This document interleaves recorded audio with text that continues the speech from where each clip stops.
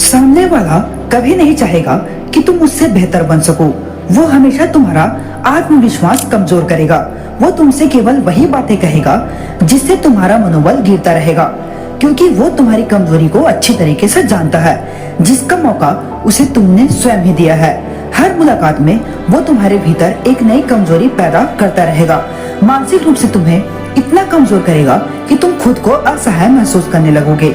ये सब तुम पर केवल तब तक हावी होता रहेगा जब तक तुम दूसरों की सुनते रहोगे। वो जाल बुनता रहेगा और तुम उस जाल में फंसते चले जाओगे। खुद को इस जाल से बाहर निकालने की कोशिश करो। मजबूत मानसिकता।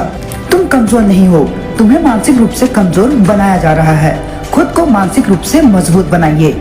जब तुम मानसिक रूप से खुद को मजबूत बनाने में कामयाब हो जाओ तो कोई भी तुम्हें कामयाब होने से नहीं रोक पाएगा। जब तुम कोई काम करते हो और दिक्कतों से उभरकर उसमें सफलता प्राप्त करते हो तो तुम्हें अपनी महानता का एहसास होता है। तुम्हें कोई भी काम अत्यंत मुश्किल नहीं लगता। समर्पण की भावना से सफलता आसानी से हासिल हो जाती है।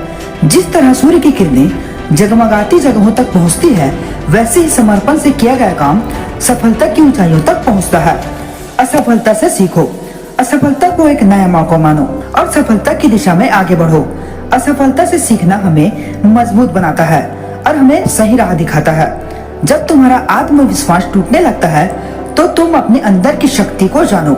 यदि तुम्हारे भीतर आत्मविश्वास है तो तुम कितने भी कठिनाइयों का सामना कर सकते हो।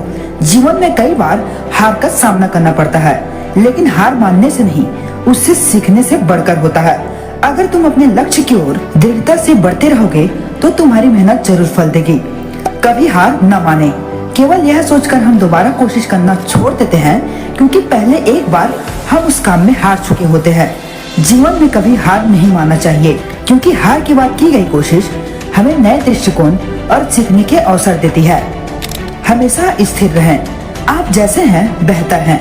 किसी के कहने पर या किसी को दिखाने के लिए खुद को बदलने की कोशिश ना करें। दोस्तों, हमारा मन बहुत ही चंचल है। अभी यहाँ तो कुछ पल बाद कहाँ होगा कहना मुश्किल है। आज हम किसी के प्रशंसक हैं तो कल किसी दूसरे के प्रशंसक हो सकते हैं, क्योंकि हमारा मन भटकने का आदी हो चुका है। आज कोई आपकी तारीफ में कुछ शब्द कह दे तो तुम खुश होते हो, और यदि कोई तुम्हारी बुराई कर दे तो तुम उदास हो जाते हो, तकलीफ महसूस करने लगते हो। ये सब इसलिए होता है क्योंकि तुमने अपनी जिंदगी का रिमोट दूसरों के हाथों में सौंपा हुआ है, जो तुम्हें अपनी उंगलियों पर नचा रहा है। दूसरों के हाथों की कठपुतली ना बने और दूसरे को अपने जीवन का रिमोट न बनने दें। अपनी लाइफ को अपने हिसाब से जिए।